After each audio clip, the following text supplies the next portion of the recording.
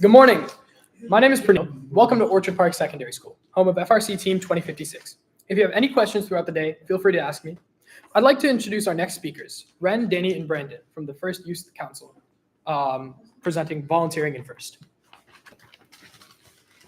Hi, thank you for coming to our presentation on First Volunteering. So this is meant to give you some ideas of how volunteering works and how you can get involved with the First community.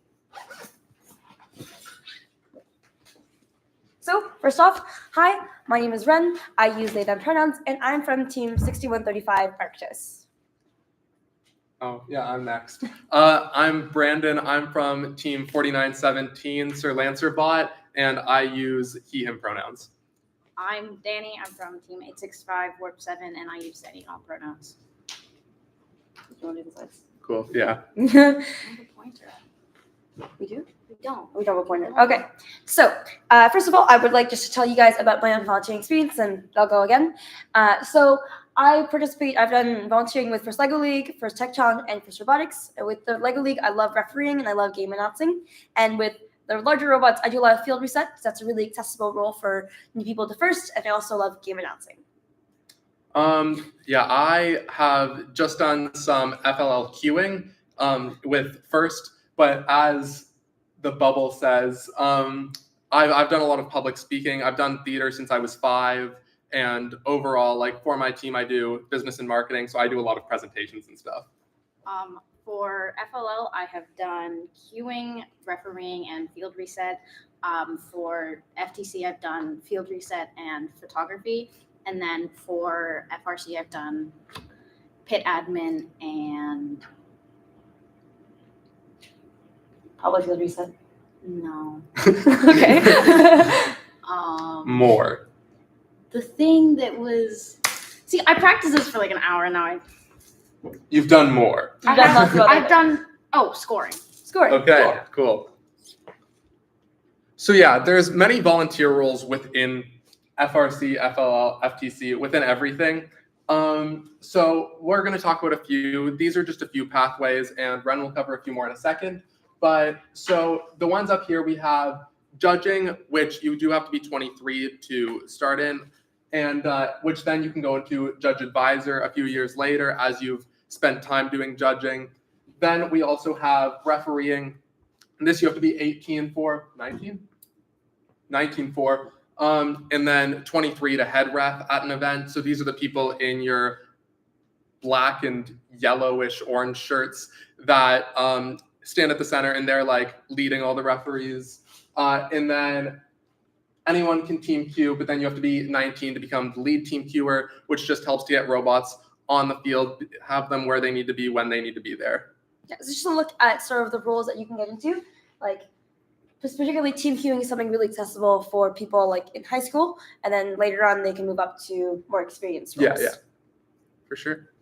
So this one is a little bit more crazy. You can see there's a lot going on here. So if you've ever been to a competition, you've probably seen some of these key roles, that being the first technical advisor. They're the first person to jump out to help if you need any help. However, of course, it's a very senior role, so you have to be 19 or older, and there's a bunch of roles that you can take to lead up to that role. The one that makes the most sense is usually the first technical advisor assistant. So you're kind of shadowing the FTA and you're taking over some of their roles so that eventually you can FTA by yourself or with the support of more of your team. Additionally, there's the people with the bright colored hats. Those are the robot inspectors and the control system advisors. From those roles, you really learn the problem-solving skills of how to help people either during, after, or like even before a match. So mitigating sort of problems that may arise. And from there, you gain the experience to help be an FTA. Additionally, scorekeeping. Scorekeeping can lead to either being an FTAA, so first technical advisor assistant, or control systems advisor. From being a robot inspector, you can also become a lead robot inspector. That comes after many years of experience because you'll have you'll be able to judge situations the best because of your experience. Finally, the last little path we have is field reset. This is probably one of the easiest, along with team queuing, roles to jump into as new members to First, or just if you're interested in learning more about volunteering, and especially, again, if you're in high school. From field reset, you can move on to field supervisor, and then sometimes from field supervisor, go to the first technical assistant. all that being said, there are some age limits on these things. However, First is really awesome about letting you shadow certain roles. So I've been able to shadow a robot inspector despite not being, I think it's 19 years old or 18 years old, because having someone to just go through the process and show me how it works will let me do it even more efficiently when I do become 18. And just to add, you may see some QR codes on slides. Feel free to pull out your phone if you do want more information on any of the things we talk about.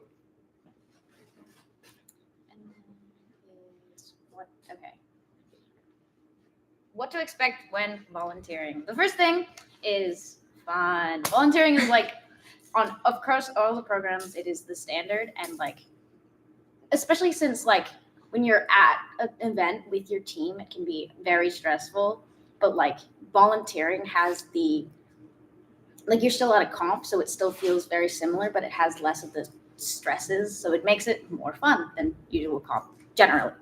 And then after you've volunteered through First, which we will get into a second, you should be contacted by your volunteer coordinator, and they will assign the role and as well as any trainings or things you need to do. And before the comp, you can just email them to ask any question you have. And then at the comp, first thing you got to do, sign in, get your shirt, go to your role. That's all there. And then if you have any questions there, just ask any one of the volunteers there. They would be able to answer you or guide you to someone who can answer your questions. Second last thing is free food. Yay! Free food. That is one of my favorite reasons why I volunteer. And it's usually good food too. Like I don't think I've had like a bad experience with the free food, except like, I mean, it's not a bad experience. It's just like pizza. That's like the lowest, but it gets better. It gets better. And that's a good reason to volunteer. If you don't want hours or anything, you want free food, great opportunity. And then just make sure to sign out. Last thing is just because of like if you want your hours, you want them to, it's easier if you sign out and sign, and then just repeat the process if you're going the next day, or just. Yeah, I just want to add on to what you said. First volunteers are some of the most friendly people you're ever going to meet. So if you ever have any sort of questions, usually you get to see the people who look more in charge. If they look really busy, probably don't ask them a question. But if they're like chill, they're chatting, feel free to go up to them, ask them a question, ask for clarification, ask, what am I supposed to be doing right now? Because I don't really understand. And they'll totally be there to help you. Yeah.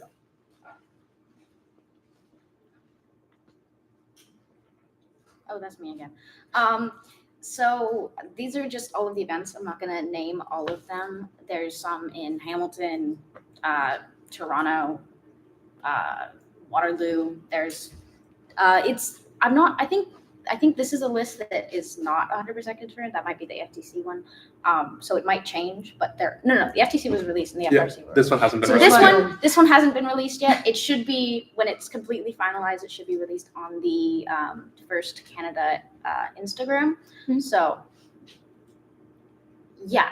And also for something for FLL that I would like to is if you're super busy during the on season, but you still want to get that experience of volunteering during your actual team years, then going to FLL and FTC competitions is a great way to do that, because then you have some of your weekends free during FRC. And you can just see, looking at these dates, this is all during November, December, and a little bit of January. So again, not during the on season. No. Definitely time for you. And they're also one-day events, so they're a lot less commitment for the most part. Because some, we'll talk about later, FRC events, they require you to come for both days because they need people to be able to commit to both days. Yeah, and just to add on with that, looking at this, only there are 2 events that actually go into the FRC build season. So Which is provincial. Provincials. Yeah. It's Yeah, always yeah. gonna be provincials. yeah, and if you're just volunteering at any regional events, they're all before the build season for FRC. So I promise you, FLL, I just want they're little kids and they're Yeah. so cute. Like, maybe older kids are a bit more jaded. They're like, oh, I'm too cool for this stuff. But little kids will scream. They'll be so excited because this is like Yeah. the peak of their season. This is their big competition. This is where they have the most fun. So you get to be part of that experience. And then here are some FTC competitions coming up this year. Yeah, these have been released. These will be fun. Again, they are a bit earlier than FRC, so it may come into build season a little bit, with the latest being provincials on February 23rd. But other than that, they are just like, they're starting in November and then going a bit into February. So again, end of off season, beginning of build season. So you still have a little bit of wiggle room. You're not in full crunch time yet. Yes. The last one we have, of course, is FRC. So you probably know when these events are because you're probably going to go to a few of these events, especially as First Robotics participants. However, it's just awesome to know like what else is in your area if you're free that weekend, because like Danny was saying, when you go to a competition and you're not like actually participating, it's just so relaxing. Like you don't have to care about your standings because you don't have any standings. You can cheer for whatever teams you want to cheer for the underdogs, cheer for the people who are winning. Don't cheer at all if you don't want to. Get the free food and really enjoy the competition. Like it's a time for you to actually watch matches when maybe sometimes you're stuck in the pit all the time, or you don't want to, and maybe you're stuck all scouting, you're looking at one robot, and now you can just holistically watch the match and really relax. I also say it's a great way to meet people from other teams because people like volunteering at FRC events where they might know teams or have friends there. This is a really great way for you to network. And yeah, there's, I think, a QR code, and that just teaches more details about each event. But I think right here it just shows you the name of the event and just the general location where it is. Yeah, and something that I would like to add is, especially if you're confused about the game and you have like a week 2 or 3 comp, you can go to like volunteer at the events or just go to the events and just kind of scout or see how it's working, how the teams are, because that's something that I would have liked to do last year, but we went to a week 2 comp, so we didn't have any week 1s this year. But if that is something that would interest you to just understand the game a little bit better, that would be a useful thing. I've never even thought about that because like I usually watch online those first few week comps, but like getting to be there and volunteer would actually get you some like close action. Yeah. Oh, this is me. So yeah, we've talked about what volunteering is a little bit, but how do you actually do it? How do you get in? So to start, you can create a First Inspires account on the First Inspires website, and you can just see a little bit about what it is. If you're in FRC, you probably already have, or FTC, you probably already have a First Inspires account. You may just need to do a little bit more setup to set up your volunteer account. Volunteers that are over 18 need to pass a youth protection program screening just to make sure that you can work with youth. It's not anything too big, just to make sure that you have a clean record. And then you can sign up for an event on the First Inspires website. And then once you have chosen some roles, once you've gone through the entire process, you can complete some specific role training that's assigned you by the by volunteer coordinators for different events. So going through doing that training, whether if you are refereeing or doing another trained event or trained position, of the sort, you just need to get a little bit of training from your volunteer coordinator, and they'll help you out a bit with that. And volunteer sign up will come out pretty soon. We're hoping, from what we've been told, in early October-ish. Yeah. Oh, robots at CNE. Okay, volunteer opportunities, specifically off-season opportunities, is one of them is Robots at CNE. I personally think this is one of the best events you can volunteer at if your team isn't competing, or if your team is competing and you're just not helping out. Is Robots at CNE. It's in Toronto. It's very accessible for people outside of Toronto because it's just one stop away from Union Station. It's at CNE. It's in the Enercare Center, which is East CNE, I would say, East CNE. It's just at the edge. So it's a great opportunity to meet people. It's because it's mostly for like community outreach. It is a competition and it does matter enough, but it doesn't matter as much because it's for the people watching and less for like glory or whatever. Like it's so fun. And if you're volunteering at CNE, you get free entry and you get free food. Like you get food vouchers, which for lunch and dinner. And if you know like CNE, like that's really good for like the 3 days. If you volunteer for all 3 days, you get free entry, free food. And that's just a pretty good deal. And yeah, the people at CNE are also like so nice. Like I do have to say, I feel like that is the best experience I personally had volunteering is at CNE because it's also just so much less stressful. Yes, everyone treats like STEMly in some regards, as I'll talk about later, is much more of an intense competition.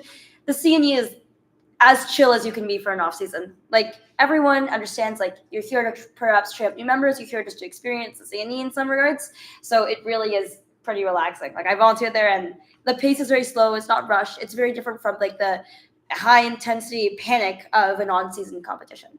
The other thing with the CNE is it's not just like made for robotics kids. There will be people walking around always coming and watching. So they're trying to show other people as well, which is why it kind of slows down a little bit. Mm-hmm.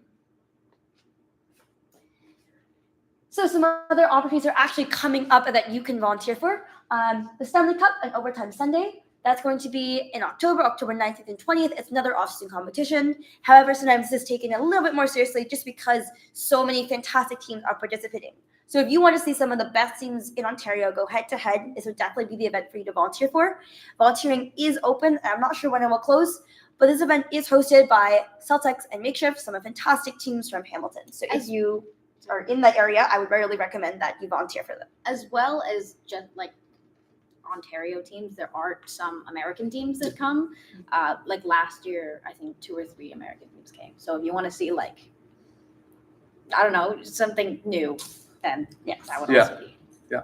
And then additionally, there's also the Southwest International event that is on October 26th. So again, that's going to be in Windsor. So if perhaps you want to make a bit of a trek, go see Windsor, go see Detroit.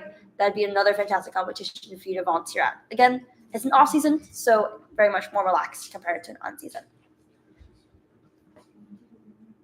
There are also many different volunteering opportunities outside of just competitions.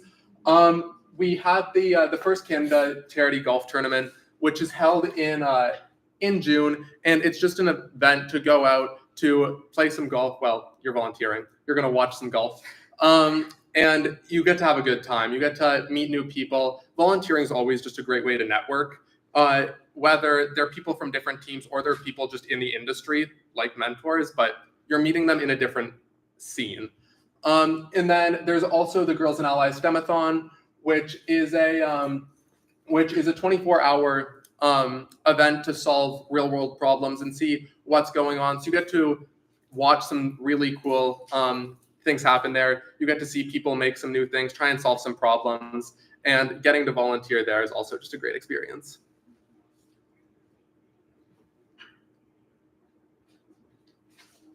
So this and the previous slide are all talking about the various volunteer roles and positions. So there are so many volunteer roles for you to apply for. But again, mainly for high school students or FRC participants, you realize, oh, dang it, y'all have to be over 18 or over 19 or even over 21 in some cases. But that is okay because there are roles for people in high school. And like I mentioned before, there are so many opportunities for you to shadow roles. Like you may be like, oh, I don't have enough experience to be a robot inspector. I don't have enough experience to be a control system advisor.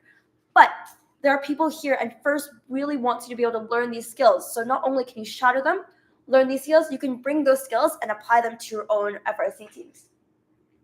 So some roles do require some experience before you become or like lead up to that role, like I mentioned before, a robot inspector before becoming a lead robot inspector. But that's not the case for so many roles, and there are many things for you to jump into. So I want to actually go to the next slide. It's a lot of text. I don't know if I'm going to read all of them out, but specifically for our high school students, we have QR, spare parts attendant, load in and out crew, field assembly, event photographer, volunteer room assistant, and field resetter.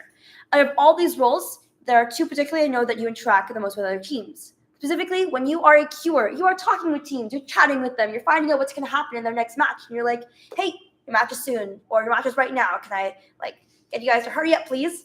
And field resetting, on the other hand, you get to watch every match, and then you get to reset it.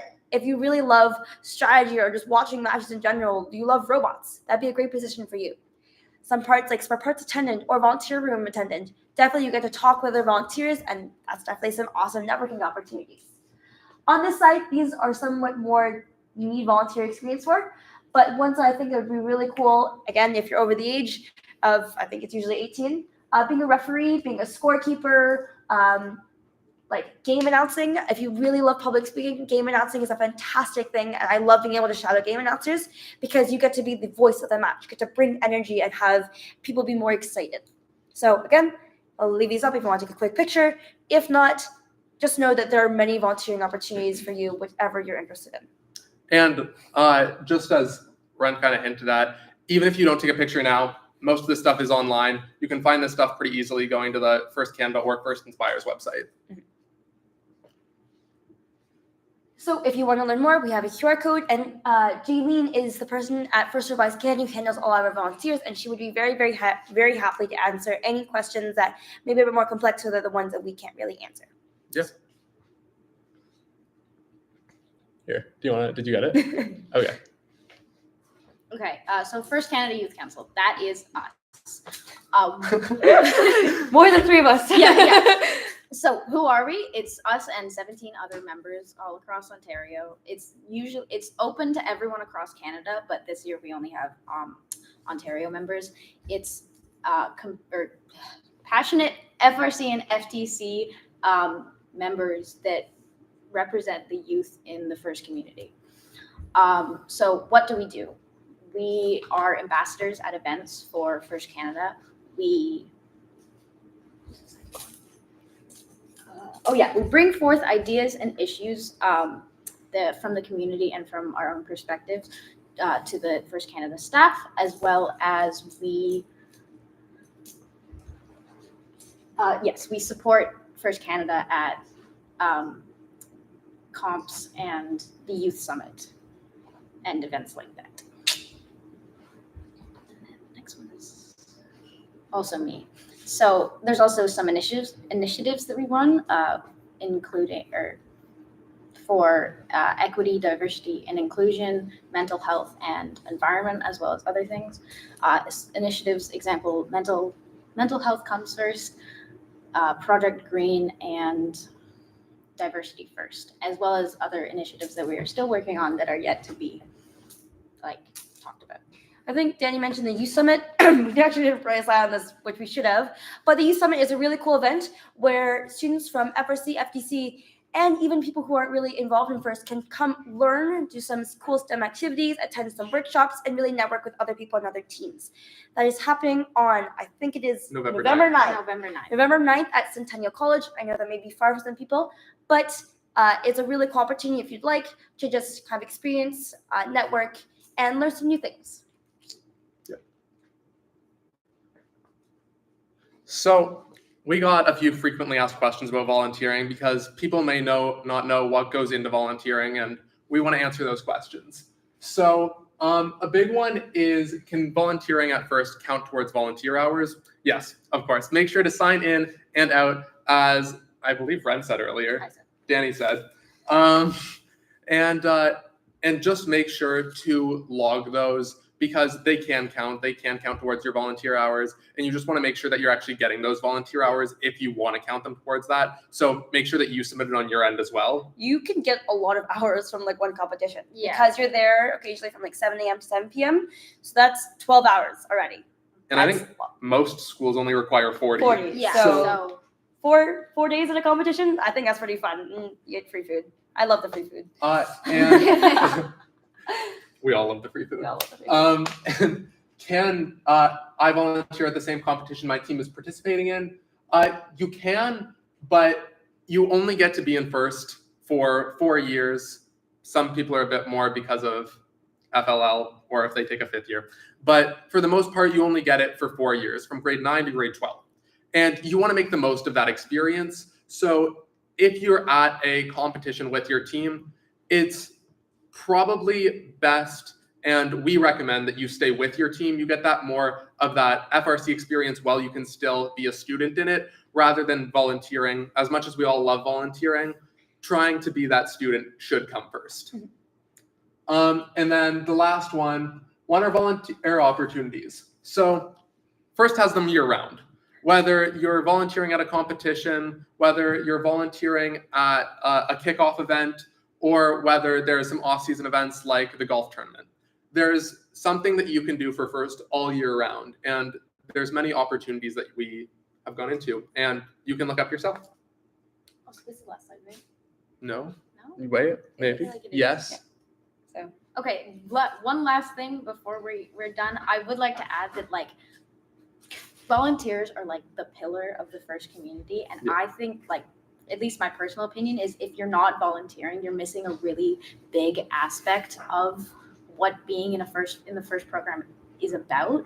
So if you can't, obviously there's no one forcing you to. If you can only do competitions that your team is specifically at, then that is up to you. But if you'd like to get more out of it, then all Yeah. to you. I don't know if you also wrote that down a lot, but you make so many friends while you Yeah. volunteer. Yeah. And that is like how you can meet people from other teams. Like during a competition, I'm usually stressed about how my robot is doing. I can't really go around making Yeah. friends because I'm like in a freakish state. But when I'm volunteering, now is a time where I get to like meet people who have similar interests, people who do Yeah. stuff like similar to me outside robotics. We connect through that and then also connect through robotics. And now I have friends literally all over Ontario because people in First volunteer all over Ontario. And it's really, really cool to think like, oh, I have a friend who lives in Waterloo. That's awesome. Like I only get to see them for like 1 month of the year, but it's still really nice to have those friends. And especially it makes competitions, even if you don't get to talk and make those friends, to be able to see a friend and be like, hey, I know that person. Oh, I could cheer on their robot during this match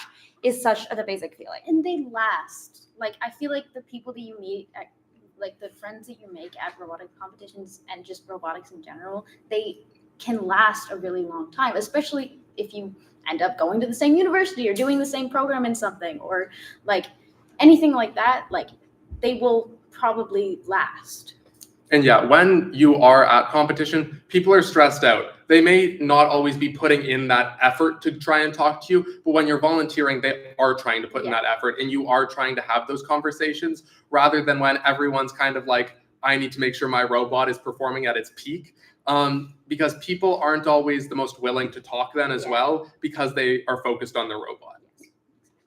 So thank you for listening. If anyone has any questions.